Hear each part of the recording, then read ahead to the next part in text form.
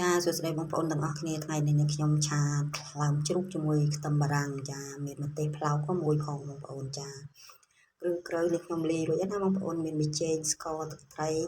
ប្រេងខ្យងចាឥឡូវឆ្អិនណាបងប្អូនក្លិនឡើងឈ្ងុយបងប្អូនអើយចាមកចូលរួមជាមួយនឹងខ្ញុំទាំងអស់គ្នាបងប្អូនចារសជាតិឆ្ងាញ់ក្លិនឈ្ងុយណាបងប្អូនចាឥឡូវនេះខ្ញុំដាក់ស្លឹកខ្ទឹមបងប្អូនចាស្លឹកខ្ទឹមនិងម្ទេសពី3ផងបងប្អូនចាដើម្បីឲ្យឈ្ងុយយ៉ាងណាបងប្អូនចាមកបងប្អូនមកចូលរួមជាមួយនឹងខ្ញុំទាំងអស់គ្នាបងប្អូនចា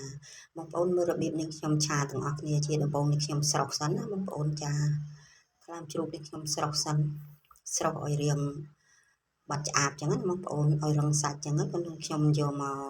ដាក់កញ្ច្រែងឲ្យស្រស់ទឹកបងប្អូនចាឥឡូវដួសដាក់កញ្ច្រែងណាបងប្អូនចាដួសដាក់កញ្ច្រែងហើយក៏នឹងខ្ញុំចាប់ផ្ដើមដាក់ផ្ទះដាក់ប្រេងឆាម្ដងបងប្អូនចាឥឡូវចាក់ប្រេងឆាហើយណាបងប្អូនចាដាក់ប្រេងឆាហើយក៏នឹងខ្ញុំពពងខ្ទឹមចាខ្ទឹមនឹងក៏នឹងខ្ញុំពពងមកល្មមអញ្ចឹងណាបងប្អូនអត់ឲ្យឈ្ងុយអត់ឲ្យក្រហមពេកទេខ្លាចវាឈ្ងៀមអញ្ចឹងណាបងប្អូនតម្រុំឆ្អិនខ្លាមជ្រូកណាបងប្អូនចាឥឡូវចាប់ផ្ដើមកូរត្រឡប់ណាបងប្អូនចាកូរត្រឡប់រៀងឈ្ងុយបន្តិចហើយក៏នឹងខ្ញុំចាក់ខ្លាមជ្រូកបងប្អូនចាចាក់ខ្លាមជ្រូកហើយក៏កូរត្រឡប់ឲ្យសព្វចឹងណាបងប្អូនចា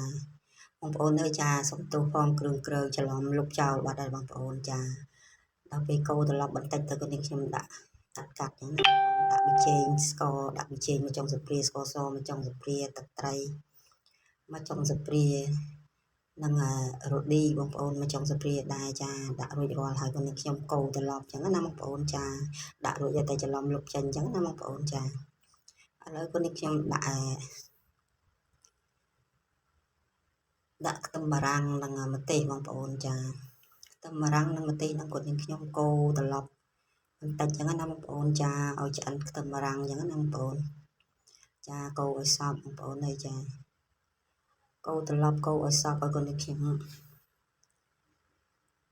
កូរឲ្យសព្វហើយក៏នឹងខ្ញុំចាប់ផ្ដើមដាក់ស្លឹកខ្ទឹមបងប្អូនចាដាក់ស្លឹកខ្ទឹមនិងម្ទេសបងប្អូន